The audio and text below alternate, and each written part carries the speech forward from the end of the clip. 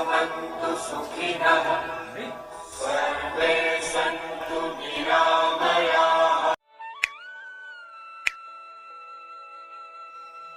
शुक्लाम्बरमा विचार सारपडमा माध्यम जगत व्यापिनी भिडा पुस्तक दाडीमा वैधाम जाण्डे तकरपम हस्ते स्फटिक मालिकाम सदा तिम पद्मासने संस्थिताम वन्दे ताम परमेश्वरी भगवती बुद्धि प्रदा शारदाम। सम आदरणीय दर्शक वृन्दहरू, यस ट्युटोरियल युट्युब च्यानलमा यहाँलाई हार्दिक स्वागत गर्दै यहाँहरूको मनमा सदा सुख शान्तिको छेड छाइरहोस् र घरमा समृद्धि पनि शनिदेवले प्रदान गरून् भन्ने कामना गर्दै आजको विषयवस्तुतर्फ लाग्न चाहन्छु। हिजोबाट हामीले तपाईको प्रश्न हाम्रो उत्तर भन्ने स्तम्भमा राखेका छौँ र विभिन्न माध्यमबाट यहाँले हामीलाई प्रश्न सोधनी गरेर पठाउनुहुन्छ। जुठो पढेको बेलामा घरमा धुपबत्ती गर्नुहुन्छ कि हुन्न भनेर सोध्नु भएको छ। दर्शकवृन्द के छ त भन्दा 13 दिनसम्म काजक्रियामै व्यतीत हुन्छन्। त्यसभन्दा पछाडिको वर्ष दिनसम्म बाहिर चाहिँ हैन मृत शरीरको सम्झनामा र चिर शान्तिको लागि कलश स्थापना गरेर त्यहाँमाथि दियो नित्य बाल्ने गरोस्, घरभित्र चाहिँ नबाल्नुहोस् भनेर मैले उत्तर कमेन्ट बक्समा लेखिदिइसकेको छु। सायद उहाँले जानकारी पाइसक्नुभयो। त्यसैगरी आजको विषयवस्तु रहेको छ दर्शकवृन्द, ज्योतिष शास्त्रका अनुसार कसैलाई ब्राह्मण भनिन्छ, अर्थात् ब्राह्मण राशिहरू कुन कुन हुन् त? त्यसैगरी यहाँको आकाश तत्त्वमा कुन कुन गुणहरू विद्यमान रहन्छन्? अर्को प्रश्न छ, घरमा कसरी बढार्ने कुचोको प्रयोग कति बेला कसरी गर्दा शुभ हुन्छ र कति बेला गर्दाखेरि दुर्भाग्यमा परिणत हुन्छ भनेर राखिएको छ। त्यसैगरी यी 3 चिजहरू आफूसँग भएको व्यक्ति कहीँ गए पनि दुःख पाउँदैन भनेर केही निर्देश गर्न खोजिएको छ भने 5औं प्रश्न रहेको छ, यहाँको विवाहमा चाहिँ किन 3 गोत्र भन्दा बाहिरकोसँग विवाह गर्नुपर्छ त भन्ने सन्दर्भमा आजको बसाइमा हामी छलफल गर्नेछौँ। भिडियोलाई अन्त्यसम्म हेरेर नयाँ सदस्यहरूले च्यानललाई सब्सक्राइब गरिदिनु हुन, बेल आइकन थिच्न हुन र भिडियो मन परेमा सेयर, लाइक र कमेन्ट गरिराख्नु भएको छ, अझ पनि गरिदिनु हुन मैले विनम्र अनुरोध गर्दै दर्शकवृन्द लागौँ पहिलो प्रश्नतर्फ। पहिलो प्रश्न रहेको छ, त ज्योतिष शास्त्रका अनुसार चाहिँ कुन कुन राशिलाई ब्राह्मण राशि भनिन्छ भन्दा हाम्रो यहाँ के छ त भन्दा जन्मजात रूपमा हामी ब्राह्मण, हामी क्षेत्रीय, हामी वैश्य, हामी शूद्र भनिन्छ। शूद्रको अर्थ हुन्छ सेवक, वैश्यको अर्थ हुन्छ पोषक, क्षेत्रीयको अर्थ हुन्छ रक्षक र ब्राह्मणको अर्थ हुन्छ विप्र, विवेक प्रदान। जोसँग विवेकको मात्रा अधिक छ त्यसैलाई ब्राह्मण भनिएको छ। र विवेक धेरै भन्दा धेरै चलाउने तत्त्व भनेको फेरि अर्थात् विवेक जेनेरेट गर्ने र लामो समयसम्म टिकाइराख्ने तत्त्व भनेको हाम्रो शरीरमा भएको जल तत्त्व भएको कारणले गर्दाखेरि हामी मध्ये कुण्डलीमा जसको कर्कट राशि, वृश्चिक राशि र मीन राशि जुन जल प्रदानीय राशिहरू हुन्, यिनीहरूको बढीभन्दा बढी प्रभाव रहेको छ। चन्द्रमा त केवल नाम राशिको मात्रै हो दर्शकवृन्द। यहाँको जन्म लग्न कुण्डलीलाई विश्लेषण गर्दा यहाँको जल प्रदानीय राशिहरू कर्कट, वृश्चिक र मीन राशिको पोजिटिभ यहाँमाथि भाइब्रेसन प्राप्त भएको छ जन्मकालीन अवस्था भने तपाईमा चाहिँ ब्राह्मणको गुण छ। ब्राह्मण यानी विवेक प्रदान। तसर्थ यसरी बुझौं संक्षेपमा, जसको जन्म लग्न कुण्डलीमा कर्कट राशि, वृश्चिक राशि र मीन राशिको सकारात्मक प्रभाव छ, ती व्यक्तिहरू ब्राह्मण वर्गमा पर्ने गर्छ। यानी विवेक प्रदान, विवेकले काम गर्ने वाला पर्छ। त्यसैगरी दोस्रो प्रश्न रहेको छ, आकाश तत्त्वमा कुन कुन गुण विद्यमान रहन्छ? दर्शकवृन्द, अग्नि, वायु, आकाश, पृथ्वी, जल मध्ये आकाश तत्त्व एक महत्त्वपूर्ण तत्त्व भने आकाश तत्त्वमा लोभ, काम, क्रोध, मोह र भएको गुण रहेको हुन्छ। अब यसलाई कसरी बुझ्ने त भन्दा आकाश तत्त्व यदि साह्रै यहाँको शरीरमा कमजोर छ भने यहाँमा धेरैभन्दा धेरै लोभ जागेर आउँछ, अनायासै लोभ जाग्छ, जसले गर्दा यहाँको जीवनलाई दुखी बनाउँछ। त्यसै गरी आकाश तत्त्व वायु तत्त्वसँग मिलेर कामको सिर्जना गर्छ भने यो दुईटा बीचमा आपसी सामञ्जस्यता यहाँको कुण्डलीमा छैन भने फेरि यहाँमा काम गर्ने जाँगरै हुँदैन। कि त यहाँले गरेको काम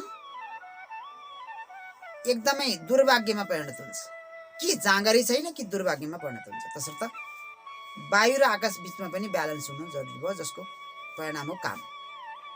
त्यसै गरी आकाश र अग्निको बीचमा सामञ्जस्यता भएन भने क्रोध उत्पन्न हुन्छ। झनक्क रिस उठ्छ, रिसाइहाल्नुहुन्छ भने बुझ्नुहोस् तपाईँको शरीरमा आकाश तत्त्व र अग्नि तत्त्वको बीचमा पनि सन्तुलन ब्यालेन्स छैन भन्ने कुरा बुझ्नुपर्छ।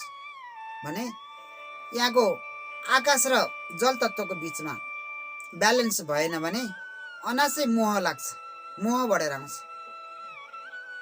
जल तत्त्वमा रस हुने भएकोले रसपट्टि बढी मोह जाग्छ। रस केमा हुन्छ भन्ने कुरो यहाँलाई थाहा छ, जिउरोमा रस हुन्छ होइन, जसले गर्दाखेरि अनासै अहितकारी चिजहरूको सेवन गर्नतर्फ पनि मानिस लालायत हुन्छ, भने भोग विलासमा पनि लिप्त हुन सक्छ। त्यसै गरी आकाश र पृथ्वीको बीचमा यदि सन्तुलन भएको छैन भने यहाँमा फेरि अनासै भय जागेर आउँछ। उत्तेजनामा आएर केही कर्म त यहाँले गर्नुहुन्छ, तर पछि यति धेरै यहाँलाई डर लागेर आउँछ कि बेकारमा मैले त्यो काम गरेछु भनेर पछि हीनता बोध हुने, पश्चातापमा पर्नुपर्ने हुन्छ। तसर्थ हाम्रो शरीरमा रहेको आकाश तत्त्वले यिनै 5 गुणलाई प्रदर्शित गर्दछ भने कुन तत्त्वसँग मिल्दा के दिन्छ भन्ने कुरा यसरी मैले व्याख्या गरेँ। तत्त्वविज्ञान अन्तर्गत पर्ने हो विधाय दर्शकवृन्द हो क्षेत्र। तसर्थ हाम्रो कर्तव्य तत्त्वलाई पनि यहाँहरूलाई बिस्तारै बुझाउँदै जाने। के भनेको छ भने धर्म कर्म गऱ्यौ भने स्वर्गसम्म पाउला, तत्त्व ज्ञान छैन भने बुझी घरमै आउला भनेको फेरि हामी पुनर्जन्म पनि यस्तै किसिमको गतिले अगाडि बढ्नुपर्छ भनेर तत्त्वलाई बुझ्न साह्रै जरुरी छ। संक्षेपमा नभएका मध्ये यो माझी औँला जुन अग्लो छ नि, यसले आकाश तत्त्वको प्रतिनिधित्व गर्छ। यी औँलाई हेरेर पनि थाहा पाउन सक्नुहुन्छ कि तपाईँको शरीरमा आकाश तत्त्वको प्रभाव कस्तो छ। त्यसै गरी तेस्रो प्रश्न दर्शकवृन्द, लक्ष्मीको आगमनको लागि घरमा कसरी बढार्दाखेरि कुचोको प्रयोग कसरी गर्ने भन्ने सन्दर्भमा छ। भगवान विष्णुको श्रीमती लक्ष्मी पृथ्वी भ्रमणमा ब्रह्म मुहुर्तमै आउने गर्नुहुन्छ अरे, र को घरमा ढोका खोलिएको छ म भित्र प्रवेश गर्छु भनेर आउने क्रममा हामी अबेलासम्म सुत्यौँ भने र घरको मूल ढोका खोलिएन भने के भयो त, त्यति बेला लक्ष्मीको प्रवेश हुन्न। तसर्थ हामीले ब्रह्म मुहुर्तमा उठेर पहिले घरमा कसरी लाउनु पर्यो, सकभर सूर्योदयभन्दा पूर्व नभए सूर्योदय सँगै लगाउँदा हुन्छ। यति बेला लक्ष्मी प्रसन्न भएर तपाईँले घर सफा गर्दै हुनुहुन्छ, त्यति बेला लक्ष्मीको यहाँको घरभित्र आगमन हुन्छ।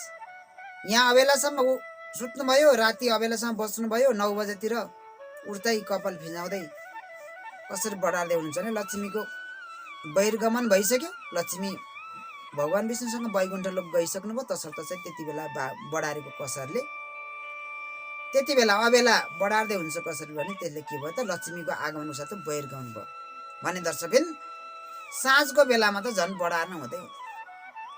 यहाँको कहिलेकाहीँ घरमा फोहोर मैलो भएर दिउँसोमा साँझमा कसरी बढार्नै पर्ने व्यवस्था भयो भने होइन, कसरी बढार्नै पर्ने अवस्था सिर्जित भयो भने पनि यहाँले कसरी बढारेर त्यो कसरलाई कुनै भाँडोमा कसैमा राखेर भोलिपल्ट बिहान मात्र विसर्जित गर्नुहोस्, त्यो रात घरमै रहन दिनुपर्छ। यस्तो किसिमको विधान छ। हुन त कुचो सामान्य वस्तु हो, तर यसको सही प्रयोग गरिदिनु भयो भने लक्ष्मीको आगमन हुन्छ दर्शक। त्यसै गरी घरमा प्रयोग गरेको पुरानो कुचो सकभर यहाँले फोहोर फाल्ने ठाउँमा नफालिकन पवित्र गङ्गा तीर्थस्थलमा लगेर प्रवाहित गरिदिनु जलमा भनेको छ दर्शकवृन्द। त्यसै गरी चौथो प्रश्न रहेको छ, यी 3 चिजहरू बोकेर हिँड्ने व्यक्ति कहीँ गए नि दुःख पाउनु। दर्शकवृन्द यसो विचार गर्नुहोस्। सत्व रजो तमो 3 गुण छ। भूतकाल वर्तमान र भविष्यकाल 3 काल छ। ब्रह्मा विष्णु महेश्वर 3 देव छन्। महाकाली महालक्ष्मी महासरस्वती 3 शक्ति छन्। यसै गरी हरेक चिजमा वात पित्त कफ 3 किसिमका रोग छन्। हरेकमा 3को महत्त्व हुँदाखेरि यी 3 चिज बोकेर हिँड्नु भयो भने, यानि यहाँले आफ्नो शरीरमा आफैले सृजित गर्नुभयो भने जीवनमा कहिले दुःख पाउनुहुन्न। ती मध्ये पहिलो छ निन्द्रा। निन्द्रा यहाँले आफैले बोकेर हिँड्नुभयो भने यहाँ जस्तो किसिमको अप्ठ्यारो खाटमा पनि सजिलै निदाउन सक्नुहुन्छ। गहिरो निन्द्रा, जागृत स्वप्न र सुसुप्त अवस्थासम्म पुगेर यहाँले मिठो निन्द्रामा आराम गर्न सक्नुहुन्छ। तसर्थ निन्द्रा जगाउन एकदमै जरुरी छ भने। दोस्रो हो दर्शकवृन्द भोक। कल मिठो भोक लाग्नुपर्छ। तपाईँको जिउरामा यति मिठो रसना आइराख्नुपर्छ कि रस प्रवाहित हुनुपर्छ, जसले गर्दाखेरि तपाईँलाई शुद्ध शाब्दिक भोजन नुन पानी पनि मिठो लाग्न थालोस्। र भोजन गर्दाखेरि मिठो भोक जगाउनको लागि दर्शकवृन्द फेरि भोजन गर्दाखेरि बिहानको भन्दा बेलुका आधा भोजन गर्नुहोस् है। भोजनमा केही समय लामो समयसम्म चबाएर भोजन ग्रहण गर्नुहोस्। भोजनभन्दा पहिले टोयलेट जानुपर्ने जानुहोस्, तर पिसाब चाहिँ सकभर भोजनभन्दा पछि फेर्ने गर्नुहोस्। यस्ता किसिमका यो बिहानको भन्दा दिउँसो केही फलफुलहरू हल्का खाजाहरू खानुहोस्। बेलुका सामान्य किसिमका भोजन ग्रहण गर्नुहोस् भने बिहान हेभी भोजन गर्नुहोस्। यस्तो किसिमको दिनचर्या गर्नु भने भोक पक्कै जाग्ने छ। अघिल्लो भिडियोहरूमा पनि मैले भोक जगाउने तरिका पनि बताइसकेको छु भने। अर्को छ दर्शकवृन्द जाँगर। जाँगर भएन भने केही पनि हुँदैन। जाँगर न साँगर खाने बेलामा आँगर भनिन्छ। तसर्थ जाँगर जगाउनलाई एउटा निश्चित यहाँले उद्देश्य प्राप्ति गर्नको लागि मार्ग कोर्ने गर्नुहोस्। हरेक दिन बेलुका ओछिनमा सुतेपछि डङलङ्ग पल्टेर बिहानदेखि अहिलेसम्म मैले गरेका कामहरू कस्ता भयो के भन्ने समीक्षा गर्ने गर्नुहोस् र भोलिको भावी योजना बनाउनुहोस्। सकभर जाँगरलाई मर्न नदिनुहोस्। आजको काम आजै गर्नुहोस्, भोलि नमर्नुहोस्, किनभने भोलि त फेरि आज भइहाल्छ। यसरी जाँगर क्रिएट गर्नुहोस्। नसकिने असम्भव चिजहरूलाई एकैचोटि हातमा हाल्नुहोस्। बिस्तारै बिस्तारै अगाडि बढ्नुहोस्। अरूको साथ सहयोग चाहिन्छ भने पनि माग्ने गर्नुहोस्। यसरी अगाडि बढ्नु भने पक्कै पनि निन्द्रा भोक र जाँगर ब्यालेन्स हुन्छ। यो 3टा कुरा भएपछि कहीँ भए पनि यहाँले दुःख पाउनु दर्शक। त्यसै गरी 5औं प्रश्न रहेको छ, किन विवाहमा 3 गोत्रभन्दा बाहिरको विवाह गर्नुपर्छ भने। यहाँलाई थाहा छ नि, एकै किसिमको वंशमा एउटै परम्परामा वंशानुगत गुणहरू के हुन्छ त सर्दै आउँछ। हामी मूलत सृष्टिमा पहिले मानिस हुने बेलामा वर्गमा एउटै जातमा थियौँ होला है। तसर्थ एउटै समान गोत्र भनेको के हो त, एउटा एउटा वंश। अनि यहाँको पनि गोत्र एउटै छ, यहाँको आमाको पनि त्यही गोत्र छ। फेरि हजुरआमाको पनि माओलीपट्टिको हेर्नुपर्छ है। यसमा फेरि आफ्नो गोत्र, आमाको गोत्र र हजुरआमाको गोत्र घरपट्टिको भन्दा नि